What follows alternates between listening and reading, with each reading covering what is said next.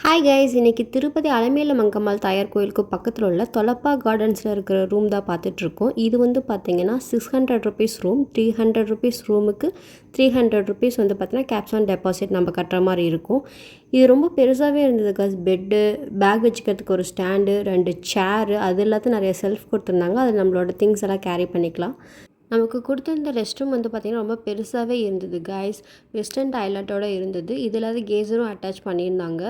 நமக்கு hot water any time வந்துகிட்டே இருந்தது.